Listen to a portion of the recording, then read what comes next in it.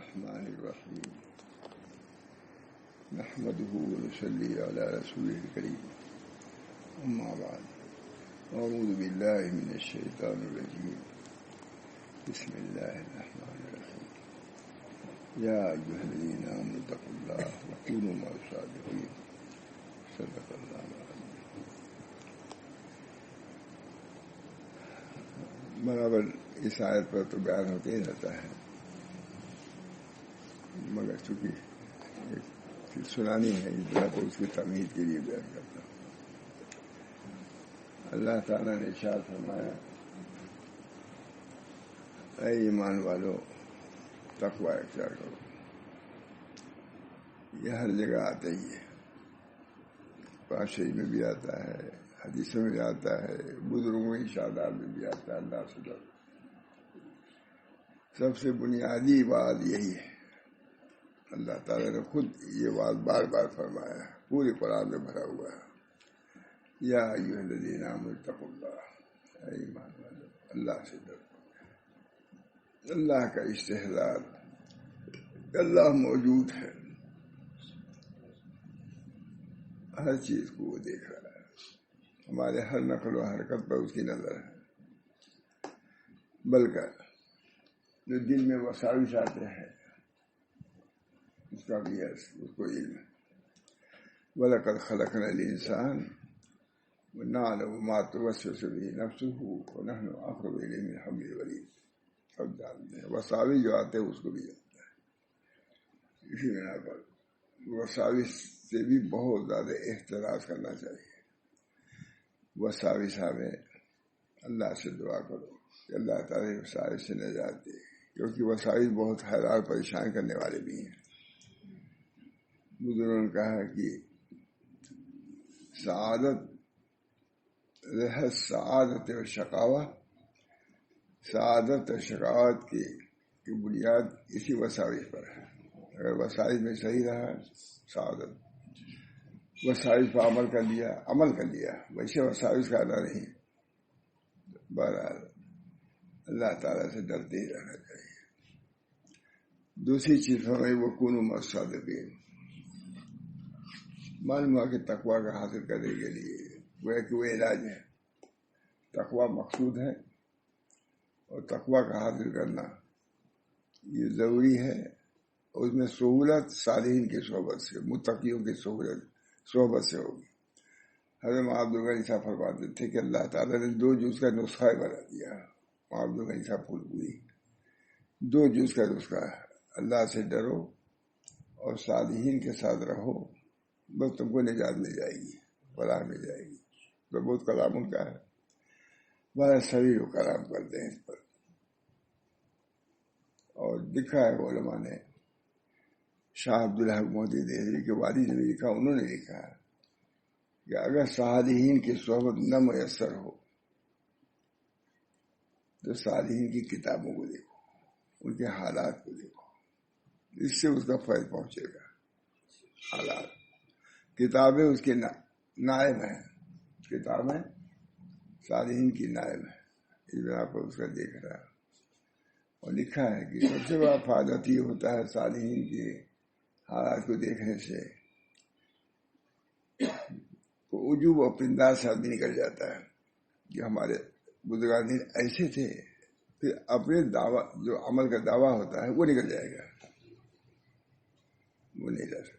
سب سے بڑا فائدہ یہ ہے، لکھتے ہیں کہ اونٹ جب تک پہاڑ کو نہیں دیکھتا ہے تو بہت سمجھتا ہے ہم ہی سب سے بڑے ہیں اونٹ، اچھا اس سے بڑے لوگ ہیں، وہ مجھے پست ہو جاتا ہے۔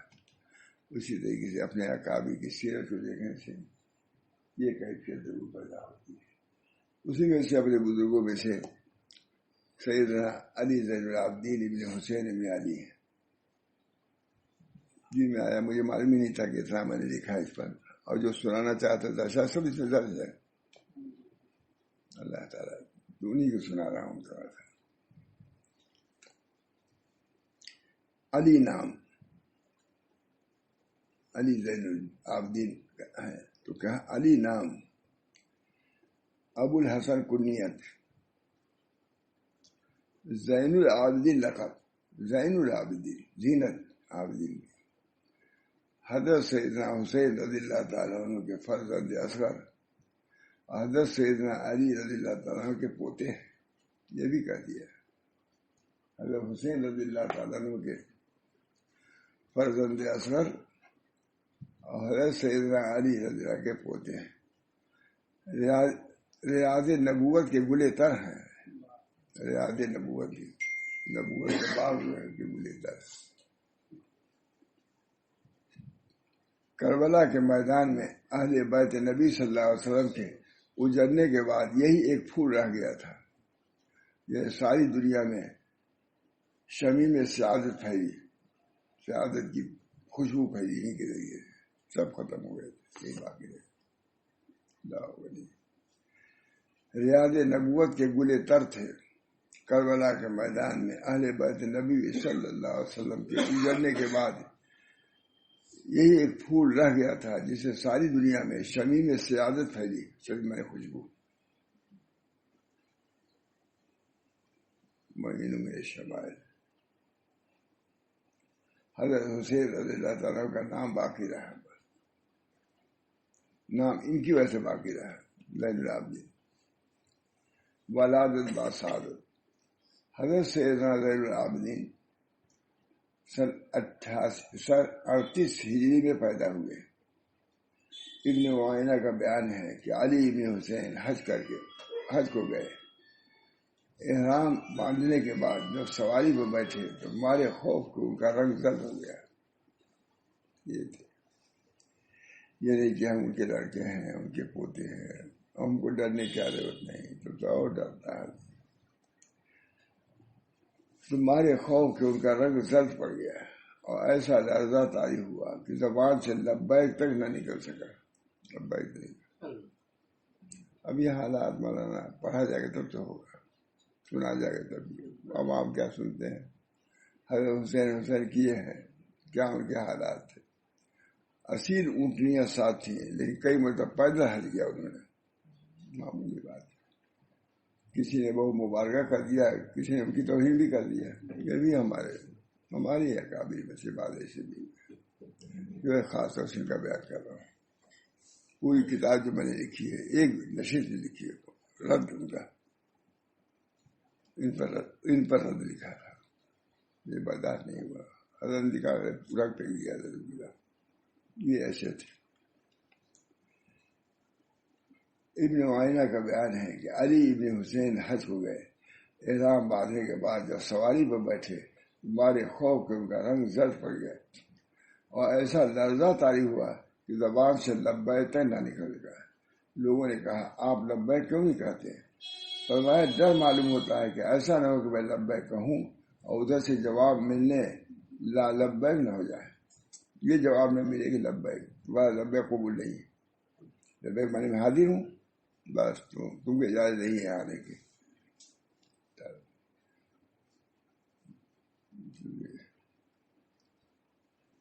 تیری حاضری قبول نہیں. لوگوں نے کہا مگر لبیک کہنا تو ضروری ہے. لوگوں کو اس رات پر لبیک کہا، اے اللہ میں حاضر ہوں.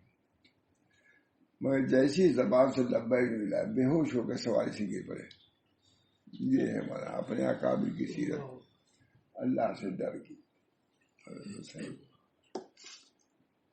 وہ ان کے حالات بھی ایسے ہیں. پڑھیے اس میں اللہ تعالیٰ نے سب جمع کرا دیا ہر موقع کے لیے بزرگوں کی سیرت ہے. ہمارے وہاں ساؤتھ افریقہ میں کہا مولانا، لوگوں نے کہا بیان کرو عاشورہ میں. میں نے اٹھایا، حضرت حسن حسین کے بتا دیا، سب لوگ خوش ہو گئے. میں نے کہا اچھا ہم لوگ کو بتا دیا، ہم کو معلوم ہی نہیں تھا کہ سنانا چاہیے. میں بھی سناتا ہوں. حضرت حسن حسین کا بہت مؤثر بیان ہے، مؤثر حالات ہیں.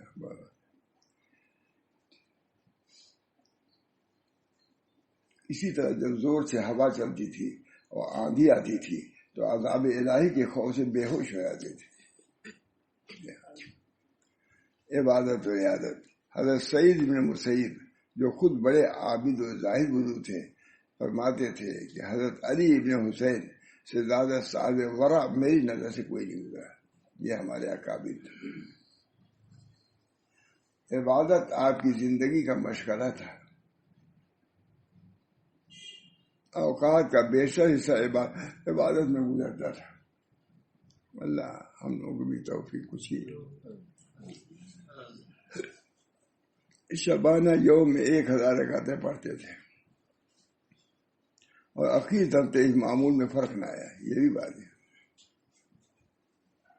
اس عبادت کی وجہ سے زین العابدین لقب ہی ہو گیا. زین العابدین عابدوں کے لیے بھی زینت. قیام لیل سفر و حضر میں کسی حال میں قضا نہ ہوتا تھا. قیام لیل سفر میں اور حضر میں رات کے وقت جو اجابت قبولی سے دعا کا ہے بے قرار کر دیتا تھا. کوئی جا گیا دیتا. اللہ ہم لوگوں کا بھی یہ حال بنایا. اخلاص فی العبادت کا یہ حال تھا کہ حضوری کے وقت سارے بدن میں لرزہ طاری ہو جاتا تھا.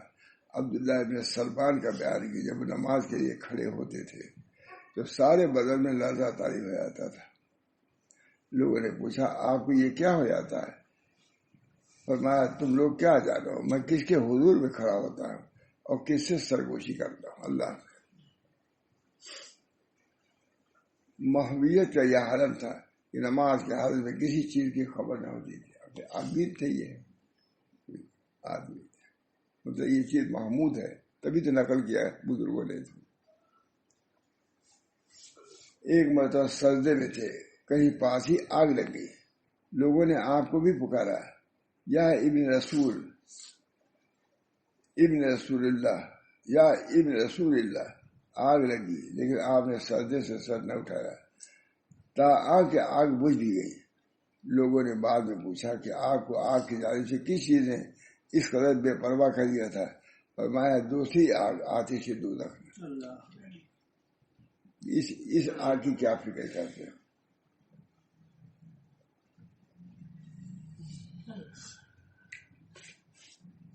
ان احوال رفیع اور مقامات عالیہ کے متعلق کیا لکھوں سوائے خود و غم کے. ان حالات کا اسی اصیل سوا حصہ بھی اب تک نصیب نہیں ہے. اللہ تعالیٰ اپنے فضل و کرم سے مجھے اور میرے متعلقین اور متبعین کو ان احسانی حالات اور ایمانی درجات سے شاد فرمائے.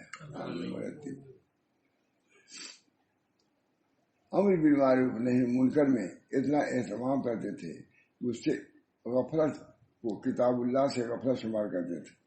کوئی بات ہوئی پر نہیں ٹوکا نہیں بدلایا تو سمجھتے تھے ہم نے کتاب اللہ سے غفلت بات کی. امر بالمعروف نہیں منکر کا تاریخ کتاب اللہ کو پس پوچھ ڈالنے والا ہے. یہ کہا جہاں امر کرنے کا ہے موقع جہاں کوئی بات روکنے کا ہے نہ کر رہا گویا کہ کتاب اللہ کو پس پوچھ ڈال دیا ہے. وامر بالعرف ونہی عن المنکر ہے امر کرو معروف کا منکر قرآن بار بار کہتا ہے. بشرطے کو اپنے بچاؤ کے لیے نہ چھوڑے. امر بالمعروف نہیں منکر کا تاریخ کتاب اللہ کو پسے پوچھ ڈالنے والا ہے. بشرطے کو اپنے بچاؤ کے لیے نہ چھوڑے. لوگوں نے بچاؤ کا مطلب پوچھا تو فرمایا جب کسی ظالم اور سرکش کی زیادتی کا خوف ہو. یہ بات یہاں بھی ہے کہ اگر یہ خوف ہو تو اس کے بعد نہ چھوڑے. اس وقت نہ کرنا جائز ہے. جہاں خوف ہو کہ ہم ظلم کرے گا یہ بھیجے گا یہ ان کا بھی حالت ہے. لوگوں نے بشرطے کہ وہ اپنے بچاؤ کے لیے نہ چھوڑے. لوگوں نے بچاؤ کا مطلب پوچھا تو فرمایا جب کسی ظالم اور سرکش کی زیادتی کا خوف ہو تو اس وقت احتیاط کرو. اس سے معلوم ہوا کہ ظالم کے خوف سے بعض دفعہ امر بالمعروف نہی منکر میں احتیاط برتنے کی گنجائش ہے. یہ نہیں کہ کہیں دے جا کر اس میں بھی احتیاط کی ضرورت. اس لیے کہ ایسا در حقیقت وقتی مسئلہ کے بنا ہوتا ہے جس کی رخصت شریعت سے ثابت ہے. ہر جگہ لکھا ہے بات کھانے والے کی ہر جس نے بھی لکھا ہے عامر میں مانے کہ اگر خطرہ ہو ضرر پہنچنے کا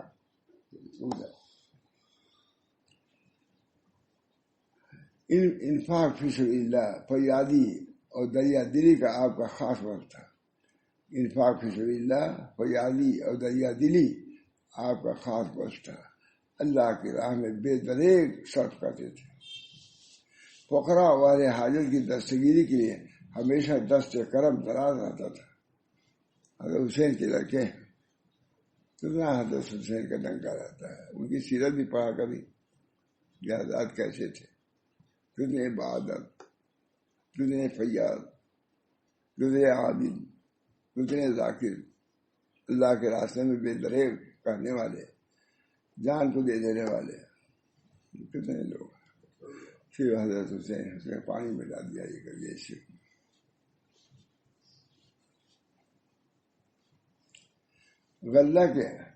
غلہ کے بوریے اپنے پیٹھ پر لاد کر غریبوں کے گھر پہنچاتے تھے.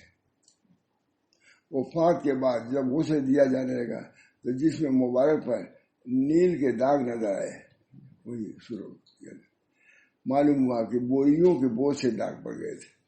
خود لے آتے تھے غلہ دینے کے لیے غریبوں، جنہیں آپ راتوں کو لاد کر غریبوں کے گھر پہنچاتے تھے. یہ حضور صلی اللہ علیہ وسلم کے گھر کے لوگوں کی سیرت ہے.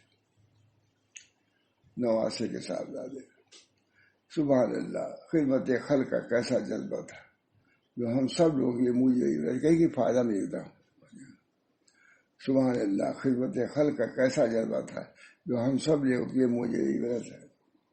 حلم و بردباری، تحمل اور بردباری میں اپنے والد حضرت حسین کے مشابہ تھے. بردباری لوگ سوچتے ہیں خالی جانشاری تھی، بردباری بھی تھی. والوں نے کیا کیا کہہ دیا مجھے ضدی بھی کر دیا ہے. کسی بات سنا رہا ہوں جو قلم چل گیا. میں نے ایک صاحب کو لکھا کہ فلاں نے یہ بات لکھا ہے تو آپ سب کو ناگواری، آپ لکھ رہے ہیں کیا یہ قابل گرفت نہیں بات؟ آپ کیوں لکھ رہے ہیں؟ سمجھ گئی؟ میں کہہ دیا جب فلاں پر معاویہ پر کسی نے لکھا تھا آپ خفا، اور حضرت علی پر آپ لکھ رہے ہیں تو ٹھیک. نہیں کہا میں نے، پوری تقریر کیا. تحمل اور بردباری میں اپنے والد حضرت حسین رضی اللہ تعالیٰ کے مشابہ تھے. زبان کے تیز سے تیز نشروں کو بھی اثر نہ لیتے تھے. سخت بات کوئی کہتا ہے. عالم نے لکھا ہے کہ لوگ سورہ میں تو کہتے ہیں تیز سے تیز بات لوگ کہہ دیتے تھے، بخار آ جاتا تھا، لیکن زبان سے کچھ نہیں کہتے تھے. قاری تیز خصوصیات میں لکھا ہے عالم نے، تیز سے تیز باتیں لوگ کہتے تھے، کچھ نہیں اس کا اثر نہیں ہوتے. حرارت ہو جاتی تھی لیکن کہتے نہیں تو اردو کا مشہور ہے. کبھی انہوں نے سخت نہیں کہا. جس نے جو بھی کیا ہے انہوں نے کچھ کہا نہیں. بہت بڑی بات ہے.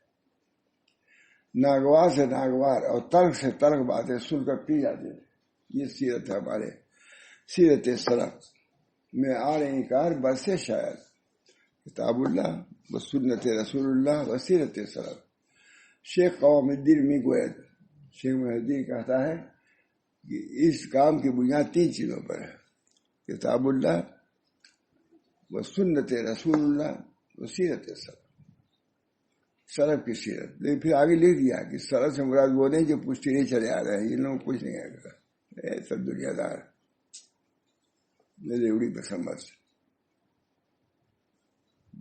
اس سے کچھ نہیں.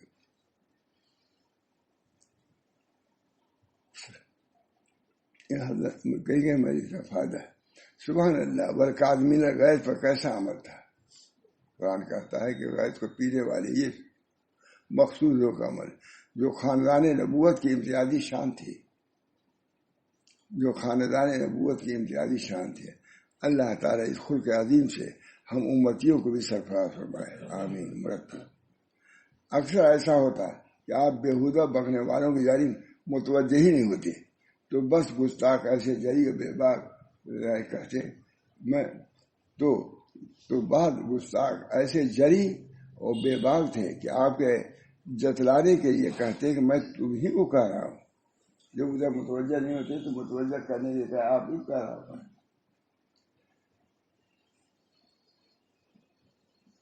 آپ اسے جواب میں فرماتے ہیں میں چشم پوشی کرتا ہوں. جب آپ کو کسی کی یہ بات پہنچی وہ آپ کی تنقید کرتا ہے اور برائی بیان کرتا ہے تو اس کے گھر تشریف لے آتے اور لطف و کرم کا معاملہ فرماتے اور کہتے کہ تم نے جو میرے متعلق بات کہی ہے اگر وہ حق ہے تو اللہ تعالیٰ میری مغفرت فرمائے، اور اگر باطل ہے، جھوٹ ہے تو تیری مغفرت فرمائے، صحیح بات ہے میری مغفرت فرمائے، اور غلط تم نے کہا تمہاری اللہ مغفرت۔ آپ کو ایک مرتبہ آپ کی باندھی وضو کرا رہی تھی، اچھا نہیں واقعہ، آپ کو ایک مرتبہ آپ کی باندھی وضو کرا رہی تھی، اتفاق سے اس کے ہاتھ سے لوٹا چھوٹ کر اس طرح گرا کہ آپ کے چہرے پر کچھ زخم ہو گیا۔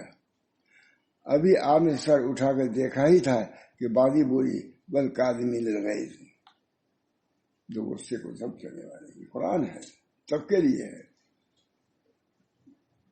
آپ نے فرمایا میں نے وہ سب پی لیا۔ پھر اس باندھی نے آیت کا دوسرا ٹکڑا پڑا والعافین عن الناس، جو لوگوں کو معاف کر دینے والے ہیں۔ کاظمین میں نے ضبط کر لیا تو ابھی معاف کرنا تو نہیں آیا نہیں، والعافین عن الناس، جو معاف کرنے والے ہیں۔ آپ نے فرمایا جا تجھے میں نے معاف کر دیا، اور اللہ بھی تجھے معاف فرمائے۔ پھر باندھی نے آیت کا آخری ٹکڑا پڑا واللہ یحب المحسنین، اللہ محسنین کو پسند کرتا ہے۔ یہ سن کر آپ نے فرمایا جا تجھ کو آزاد کر دیا۔ نرمی و ملاطفت، فطرتاً بڑے نرم خود ہے، درستی و سختی کا نام تک نہیں تھا، سختی نہیں، جانوروں تک کو مارتے اور جھڑکتے نہ تھے۔ خلفائے ثلاثہ کے ساتھ حسن عقیدت، اپنے حق پرست اسلاف کی طرح حضرت زین العابدین بھی خلفائے راشدین کے ساتھ حسن سلوک رکھتے تھے۔ حضرت ابوبکر صدیق، حضرت عمر، حضرت عثمان، ان تینوں حضرات کو مانتے تھے۔ لوگ سمجھتے تھے کہ ان لوگوں سے لوگ یہ بغض رہ رہے ہیں، کچھ بھی کوئی سوال ہی نہیں۔ ان کی برائی سننا پسند نہ کرتے تھے اور برائی کرنے والوں کو اپنے یہاں سے نکال دیتے تھے۔ ابھی ایک ساتھ جو آتے ہیں سب اس کو دیکھ لو، کہیں ہیں ایسی جگہ جہاں کچھ مہربان لوگ ہیں، کہتے ہیں سوائے گالی دینے کا وہ صدیق کچھ ہے ہی نہیں ہے، دن رات حضرت بکر صدیق، حضرت عمر، ان لوگوں تو یہ حال ہے، ان کے خاندان کے لوگوں کا۔ حضرت حسین کے صاحبزادی تھے، صاحبزادی، ان لوگوں کا تو یہ حال ہے، لیکن یہ لوگ اب تک ابو بکر صدیق کو برا، حضرت عمر کو گالی، حضرت عائشہ کو گالی دیتے ہیں۔ بہت عجیب لوگ ہیں، پڑھے لکھے لوگ ہیں، کچھ نہیں سمجھ۔ ان کی برائی سننا پسند نہ کرتے تھے اور برائی کرنے والوں کو اپنے یہاں سے نکال دیتے تھے۔ اگر آج اس پر علماء و مشائخ کے یہاں بھی عمل ہو جائے تو بہت سے نزاعات کا خاتمہ ہو جائے اور پاس والوں کی بھی اصلاح ہو جائے اور غیبت و شکایت کا دروازہ بند ہو جائے۔ کما افاد مسلمت، صاحب یہ کہتے تھے کہ اگر پاس والوں کی اصلاح ہو جائے تو بہت سے نزاعات کا سلسلہ ختم ہو جائے۔ یہ لوگ لگاتے رہتے ہیں دوسروں کی بات، جس وجہ سے بدگمانیاں پیدا ہوتی ہیں، آپس میں اختلافات، نزاعات کو دروازہ کھل جاتا ہے۔ غرور نسب کو مٹانے اور مساوات کو عملی مثال قائم کرنے کے لیے اپنے ایک لڑکی کی شادی اپنے غلام سے کر دی تھی، لیجیے یہ بھی اپنے غلام سے کر دی تھی، اور ایک لوڈی کو آزاد کر کے اس کے ساتھ خود عقد کر لیا تھا۔ آپ کی مقبولیت۔ محدث کبیر حضرت مولانا حبیب الرحمان صاحب آدمی عین الحجاج میں تحریر فرماتے ہیں کہ آپ کا لقب زین العابدین ہے۔ آپ بہت خدا ترس اور بڑے عبادت گزار تھے۔ آپ بہت خدا ترس اور بڑے عبادت گزار تھے۔ حضرت حسین رضی اللہ تعالیٰ عنہ کے صاحبزادے حضرت علی مرتضیٰ کے پوتے تھے۔ دلوں میں آپ کی ایسی عظمت، وہ وقت اور نگاہوں میں ایسا احترام تھا کہ ہشام نے ابن ملک اپنے ولی عہدی کے زمانے میں ایک بار حج کو آیا تھا، اسی سال علی ابن حسین بھی حج کو گئے تھے۔ اتفاق سے طواف میں ساتھ ہو گیا، یعنی بادشاہ ولی عہد ساتھ ہو گیا۔ ہشام ان سے پہلے حجر اسود کے پاس پہنچا بادشاہ ولی عہد، اس نے انتہائی کوشش کی حجر اسود کا بوسہ نصیب ہو جائے، مگر کسی طرح ممکن نہ ہوا، حجر اسود تک پہنچ نہیں چلا بادشاہ۔ اس کے بعد علی ابن حسین وہاں پہنچے تو سارے لوگ اپنی اپنی جگہ ٹھٹک گئے، اور جو حجر اسود کے پاس تھے وہ وہاں سے ہٹ گئے اور انہوں نے اطمینان سے حجر اسود کو چوما۔ مولانا لکھ رہے ہیں ہشام کے آدمیوں نے اس سے پوچھا یہ کون آدمی ہے؟ ہم لوگ کوئی ہٹا بھی نہیں کر سکے۔ ہشام کے آدمیوں نے اس سے پوچھا کہ یہ کون آدمی ہے؟ اس نے کہا میں نہیں پہچانتا۔ اس موقع پر فرزدق شاعر موجود تھا، اس نے نہایت جرأت سے کہا میں ان کو پہچانتا ہوں، یہ علی ابن حسین ہے، اور اپنا وہ مشہور قصیدہ پڑھا جس کے ابتدائی اشعار ہے ہذا ابن خیر عباد اللہ کلہم ہذا تقی نقی طاہر العلم، یہ اللہ کے بندوں میں سے مقدس ترین بندہ ہے اور مقدس ترین شخص کے فرزند ارجمند ہے، یہ خود متقی اور پاکیزہ پاک و صاف اور دین کے علم ہے۔ یہ وہ ہیں جس کی رفتار کو بتا بھی پہچانتا ہے، تم نہیں پہچانتے؟ یہ وہ ہیں جن کی رفتار کو بتا بھی پہچانتا ہے، اور آپ کو ہل اور حرم بھی پہچانتا ہے، حرم بھی پہچانتے ہیں کون ہے یہ؟ آیا الجال مسلم امت علامہ شاہ صلی اللہ صاحب زین العابدین کے اس واقعے کو نہایت کیف وزن کے ساتھ سناتے تھے۔ اس میں ہی کہتے ہیں کہ ایک شب میں بیت اللہ شریف کا طواف کر رہا تھا، کتنا تلاش کیا نہیں ملا، معلوم ہے کہ ہمارے گھر ہی نہیں ہے، پہلی چیز ہم نے نقل کیا سنا ہوگا، کئی دن سے میں چاہتا تھا کہ سنانا، مہینوں سے چاہتا تھا، تو کتاب دیکھ لیا، میں کہا ان کے سمجھ۔ اس میں ہی کہتے ہیں کہ ایک شب میں بیت اللہ شریف کا طواف کر رہا تھا، میں نے ایک نوجوان کو دیکھا کہ کعبہ کے پردے سے لپٹ کے یہ اشعار پڑھ رہا ہے یا من یجیب دعاء المضطر فی ظلمی یا کاشف الضر والبلاء مع السقم قد نام وقتک حول البیت وانتبہ وانت یا حی یا قیوم لم تنمی۔ اے وہ ذات جو رات کی تاریکیوں میں مضطر کی دعا قبول فرماتے ہیں، اشعار بہت عمدہ ترجمہ بھی۔ اے وہ ذات رات کے تاریکیوں میں مضطر کی دعا قبول فرماتے ہیں اور مصیبت اور غم کو بیمار سے دور کرتے ہیں، آپ کے پاس آیا ہوا وفد بیت اللہ کے ارد گرد پھرا بھی اور پھر کر سو بھی گیا، پھر وہ لوگ بیدار بھی ہو گئے، مگر اے حی و قیوم آپ ایسے ہیں کہ آپ کبھی نہیں سوئے۔ اے رب میں آپ کے اس حال میں پکارتا ہوں کہ علم رسیدہ ہوں، سب شہید ہو چکے تھے، علم رسیدہ کدھر ہے؟ حق تھا کہ کہتے ہیں علم رسیدہ، کوئی خاندان کا بچہ نہیں تھا، تب کو قتل کر دیا تھا ظالموں نے، ظالموں کہا تھا نہیں، ظالموں نے کہا باپ مخلول، کتنے لوگ، کتنے اہل بیت قتل ہو چکے تھے کربلا میں۔ فرما رہے ہیں بس آپ کے پاس آیا ہو وفد بیت اللہ کے ارد گرد پھرا بھی اور پھر سو گیا، اور پھر وہ لوگ بیدار بھی ہو گئے، مگر اے حی و قیوم آپ ایسے ہیں کہ آپ کبھی نہیں سوتے۔ اے رب میں آپ کو اس حال میں پکارتا ہوں کہ علم رسیدہ ہوں، غم زدہ ہوں، پریشان حال ہوں، قلق والا ہوں، لہذا میرے رونے پر اپنے بیت اور حرم کے صدقے میں رحم فرما لیجیے۔ یہ ہمارے حضرت سناتے تھے، ماشاء اللہ، اس دل میں آتا تھا کہ سنا دوں، بہت بس سے بہت اثر سے سناتے تھے، میں کبھی خود بھی متاثر ہوا۔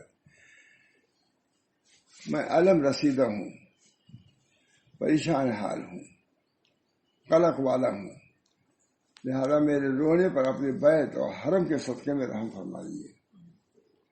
آپ کی بخشش کی کوئی بیوقوف یا مدیم اگر بالفرض امید نہ کرے تو پھر گنہگاروں پر کون بخشش دور کرے گا؟ آپ کی بخشش کی کوئی بیوقوف یا مدیر اگر بالفرض امید نہ کرے تو پھر گنہگاروں پر کون بخشش ہے دور کرے گا؟ یہ تو پھر یا تو پھر بخشے نہیں جائیں گے، حالانکہ بخشے جانے کی گنہگار ہی زیادہ مستحق ہے۔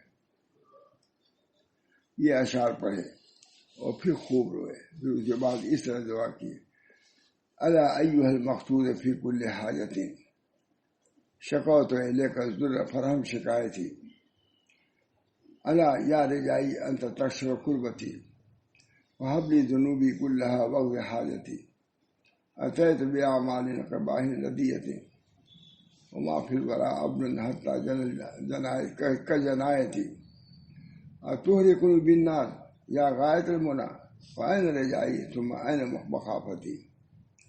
اے وہ ذات جو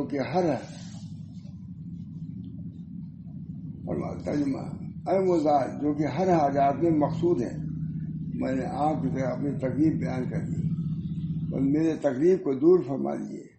اے وہ ذات جس سے میری امیدیں وابستہ ہیں، آپ ہی میرے رنج و غم کو دور کر سکتے ہیں، لہذا میرے سب گناہوں کو بخش دیجیے اور میری حاجت روائی فرمائیے۔ میں آپ کے دربار میں نہایت ہی ردی اور قبیح اعمال لے کر حاضر ہوا ہوں، اور میں سمجھتا ہوں کہ آپ کے مخلوق میں مجھ جیسا گنہگار بندہ کوئی نہ ہوگا۔ مجلس میں سناتے تھے، خود سناتے تھے: اے میرے امیدوں کی انتہا اور میری آرزوؤں کی منتہا، اے میری امیدوں کی انتہا اور میری آرزوؤں کی منتہا، کیا آپ مجھے آگ میں جلائیں گے؟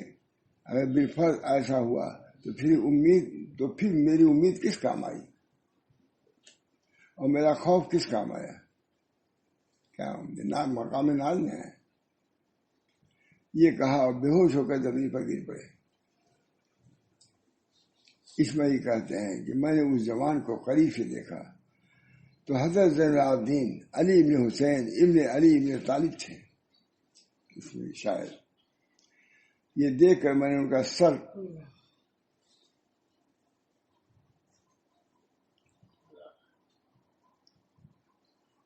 دیکھا، ان کے سر مبارک اپنی گود میں رکھا اور خود بھی رونے لگا۔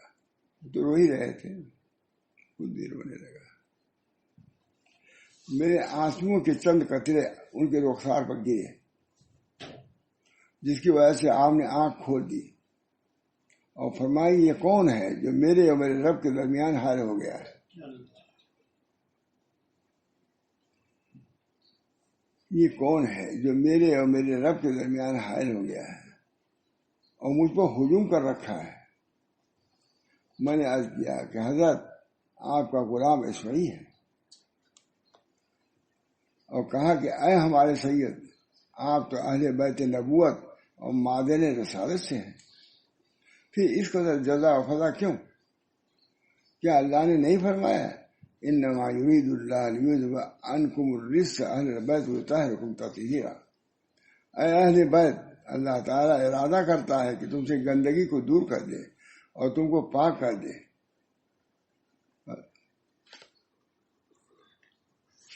امید کی آیت پڑھی، آپ نے فرمایا: اے اسماعیل، کیا بات کرتے ہو؟ اللہ نے جنت کو مطیعین کے لیے پیدا کیا ہے، اگرچہ وہ عبد حبشی ہی کیوں ہوں، لیکن کتنے حقیقت سامنے۔ اللہ تعالیٰ نے جنت کو مطیعین، اطاعت کرنے والوں کے لیے پیدا کیا ہے، اگرچہ وہ عبد حبشی ہی کیوں نہ ہو، اور دوزخ کو عاصین، گنہگاروں کے لیے پیدا کیا ہے، اگرچہ وہ حر قریشی ہو، اگر گنہگار تو دوزخ میں جائے گا۔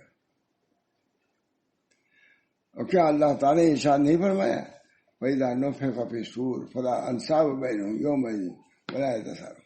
جب نفخ سور ہوگا تو اس دن باہم نسب کام نہ آئے گا، اسی وقت پر، اور نہ اس کے بارے میں ان سے سوال کیا جائے گا، بلکہ جس کی نیکیوں کا پلہ بھاری ہوگا وہی لوگ فلاح پانے والے ہوں گے، اور جس کی نیکیوں کا پلہ ہلکا ہوگا یہی لوگ ہیں جنہوں نے اپنے نفسوں کو خسارے میں ڈال رکھا ہے۔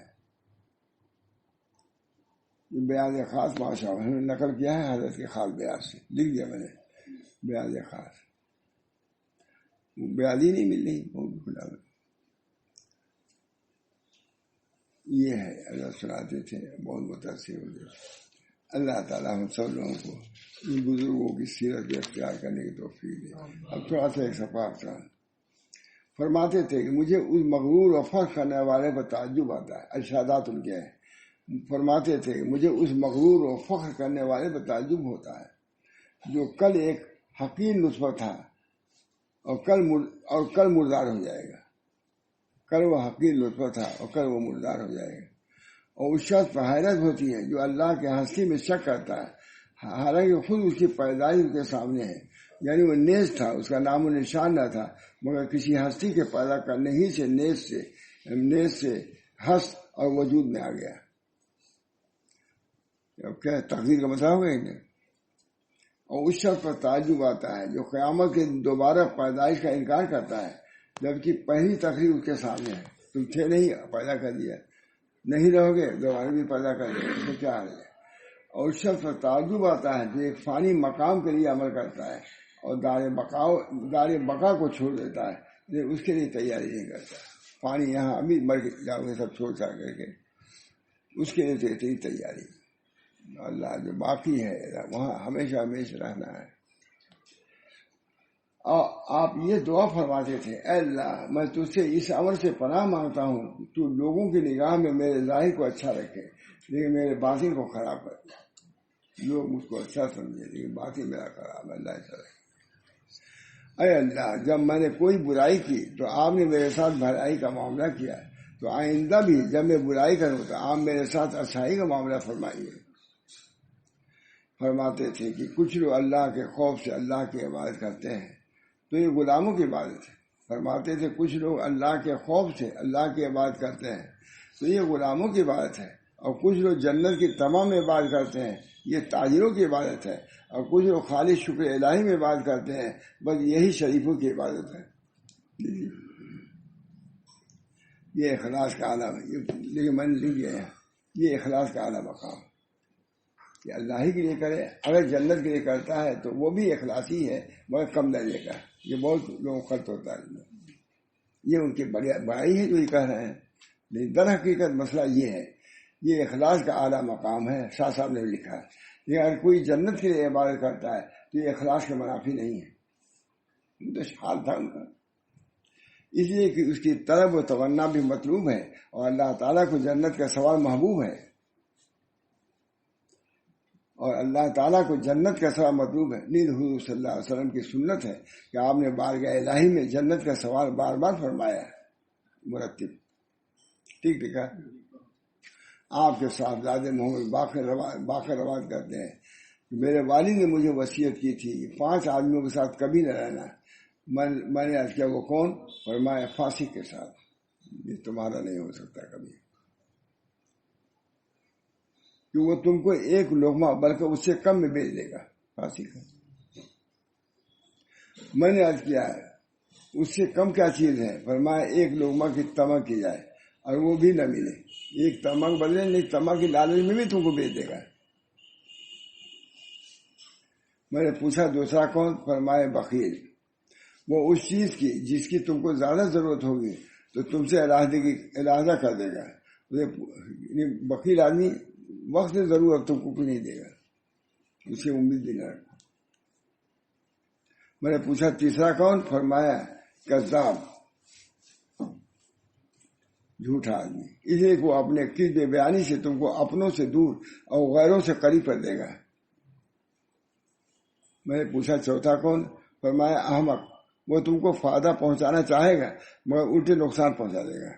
بیوقوفی کو ہے. میں نے پوچھا پانچواں کون؟ فرمایا قاطع رحم، جو رشتوں کو قطع کرتا ہے. جو اس کو اللہ نے 3 مقام پر ملعون فرمایا ہے. قاطع رحم کو 3 مرتبہ. آپ جب وضو کرتے تو آپ کا چہرے مبارک زرد ہو جاتا. آپ کے گھر والے آپ سے پوچھتے کہ آخر وضو کے بعد آپ کی یہ کیفیت کیوں ہو جاتی ہے؟ تو فرماتے کیا تم لوگ نہیں جانتے کہ میں کس کے سامنے کھڑے ہونے کا ارادہ کر رہا ہوں؟ وفات، آپ کی وفات 99 ہجری میں ہوئی اور بقی میں مدفون ہوئے. بقی میں سب کا آئین الحجاج میں ہے کہ آپ کی وفات سن 52 ہجری میں یا سن 94 ہجری میں. یہ ہمارا حافظ قرآن صاحب نے نہیں لکھا. ہم لوگوں نے لکھا کیا طبقات 99 میں. آئین الحجاج میں یہ ہے. پھر ان کے بعد حضرت سیدنا ابوبکر ابن علی زیراب یہ بھی ویسے.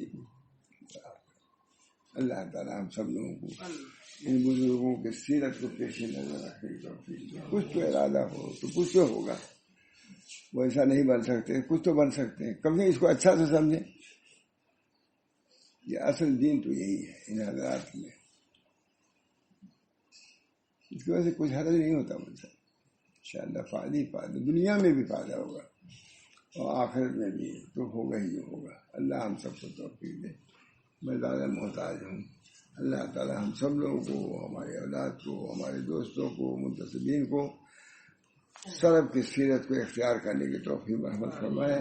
ہمارے بزرگوں نے جو ایثار, ہمدردی, غمخوار کی اور عبادت تلاوت کا جو معمول رکھا تھا, اللہ اس کو جاری رکھنے کی ہم کو بھی توفیق دے. ویسا نہیں تو کم از کم سوا حصہ ہی ہم خیال رکھیں. انشاءاللہ وہ بھی نجات کے لیے ہمارے کافی ہوگا. ربنا تقبل منا انک انت السمیع العلیم برحمتک یا ارحم الراحمین. برحمتک سیدنا نبی کریم صلی اللہ